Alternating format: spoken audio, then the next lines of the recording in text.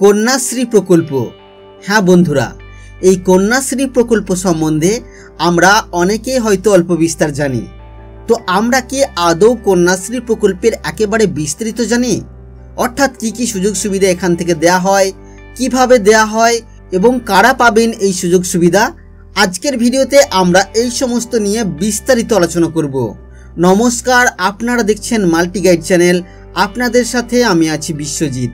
মূল ভিডিওতে যাওয়ার আগে বরাবরের মতো একটি ছোট্ট অনুরোধ, যদি আপনি আমাদের চ্যানেলে প্রথমবার বা নতুন হয়ে থাকেন আর এই ধরনের গাইড ভিডিও সবার আগে প্রতিদিন দেখতে চান, তাহলে অবশ্যই আমাদের চ্যানেল মাল্টি গাইডকে সাবস্ক্রাইব করবেন এবং সাবস্ক্রাইব করার পর পাশের বেল আইকনটিতে অবশ্যই ক্লিক করবেন। তো চলুন বন্ধুরা, দেখে নেওয়া যাক কন্যাশ্রী প্রকল্পের বিস্তারিত। প্রকল্পের নাম হলো কন্যাশ্রী। দপ্তর বা বিভাগের নাম শিশু ও নারী উন্নয়ন এবং সমাজ কল্যাণ দপ্তর। এই প্রকল্পের উদ্দেশ্য হলো কন্যাশ্রী একটি আর্থিক উৎসাহদান প্রকল্প। কন্যাশ্রী প্রকল্পের সূচনা হয় মূলত কন্যা সন্তানদের বাল্যবিবাহ প্রতিরোধের উদ্দেশ্যে। দরিদ্র মেয়েদের পড়াশোনা চালিয়ে যাওয়া ও উচ্চশিক্ষায় ধরে রাখাও এর অন্যতম উদ্দেশ্য।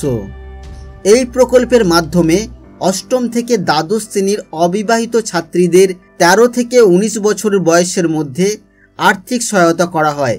এই প্রকল্পের মাধ্যমে দুই ধরনের আর্থিক সাহায্য পাওয়া যায়: বার্ষিক 750 টাকা বৃত্তি K1 এবং 25,000 টাকা এককালীন অনুদান K2।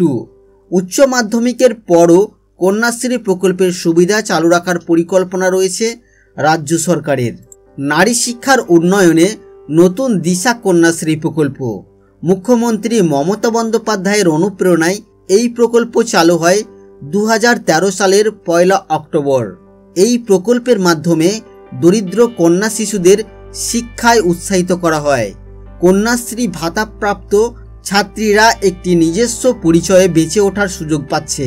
তাদের নিজস্ব ব্যাংক অ্যাকাউন্টে টাকা সরাসরি জমা হয়। মুখ্যমন্ত্রী মমতা বন্দ্যোপাধ্যায় রাজ্যের নারী ও শিশু উন্নয়নের অনেকগুলি যুগান্তকারী প্রকল্প চালু করেছেন।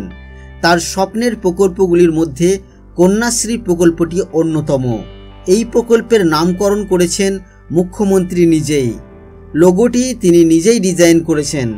18 বছর পর্যন্ত মেয়েদের শারীরিক ও মানসিক গঠন চলতে থাকে, ভবিষ্যতে যাতে তারা নিজেদের পায়ে দাঁড়াতে পারে, তাই তাদের উপযুক্ত করে গড়ে তুলতে এই সময়ই উপযুক্ত। কারা আবেদন করতে পারবেন? সরকার স্বীকৃত নিয়মিত বা সমতুল্য মুক্ত বিদ্যালয়ে বা সমতুল্য বৃত্তিমূলক কারিগরি প্রশিক্ষণ কেন্দ্রে পাঠরতা কেবলমাত্র অবিবাহিতা মেয়েরাই আবেদন করতে পারবেন। বার্ষিক ভাতার জন্য K1 ফর্মে এবং এককালীন অনুদানের জন্য K2 ফর্মে আবেদন করতে হবে। দুই ক্ষেত্রে আবেদনকারীর পারিবারিক বার্ষিক আয় 1,20,000 টাকার মধ্যে থাকতে হবে এবং আবেদনকারীকে যে কোনো রাষ্ট্রীয় ব্যাংকে এই প্রকল্পের জন্য একটি সেভিংস অ্যাকাউন্ট খুলতে হবে। বার্ষিক 750 টাকা হারে অষ্টম থেকে দ্বাদশ শ্রেণী ছাত্রছাত্রীদের আর্থিক সহায়তা দেওয়া হচ্ছে। বয়স হতে হবে 13 থেকে 18 বছর। এককালীন 25,000 টাকা অনুদান হিসাবে দেওয়া হচ্ছে বিদ্যালয়, কলেজ বা বৃত্তিমূলক কারিগরি প্রশিক্ষণ কেন্দ্রে পাঠরত অবিবাহিতা মেয়েদের। যোগাযোগ: বিদ্যালয় বা প্রশিক্ষণ কেন্দ্রের প্রধানের সঙ্গে যোগাযোগ করতে হবে। তো বন্ধুরা, আজকের ভিডিওতে আমরা দেখলাম কন্যাশ্রী প্রকল্প সম্বন্ধে। আমরা একেবারে বিস্তারিত জানলাম কারা পাবেন এই সুবিধা, কিভাবে পাবেন এবং কত টাকা সুযোগ সুবিধা এখান থেকে পাবেন। এই সমস্ত কিছু নিয়ে আজকের ভিডিওতে আমরা আলোচনা করলাম। আশা করছি বন্ধুরা ভিডিও আপনাদের ভালো লাগবে। ভিডিও কেমন লাগলো তা অবশ্যই কমেন্ট করে জানাবেন, বা কন্যাশ্রী প্রকল্প নিয়ে যদি আপনাদের মনে কোনো রকম কোনো প্রশ্ন থাকে তা অবশ্যই নিচের কমেন্ট বক্সে লিখে জানাবেন। ভিডিও ভালো লাগলে লাইক করবেন, বন্ধুদের সাথে অবশ্যই ভিডিওটি শেয়ার করবেন। যদি আপনি আমাদের চ্যানেলে প্রথমবার বা নতুন হয়ে থাকেন আর এই ধরনের গাইড ভিডিও সবার আগে প্রতিদিন দেখতে চান, তাহলে অবশ্যই আমাদের চ্যানেল মাল্টি গাইডকে সাবস্ক্রাইব করবেন এবং সাবস্ক্রাইব করার পর পাশের বেল আইকনটিতে অবশ্যই ক্লিক করবেন। এখনকার মতো গাইড ভিডিও এই পর্যন্তই বন্ধুরা। ফিরে আসবো আবারও কোনো নতুন ভিডিও নিয়ে আপনাদের সাথে। ততক্ষণের জন্য আপনারা সকলেই খুব ভালো থাকবেন, সুস্থ থাকবেন। আর আপনার মূল্যবান সময় দিয়ে আমাদের এই ভিডিও দেখার জন্য আপনাকে অসংখ্য ধন্যবাদ।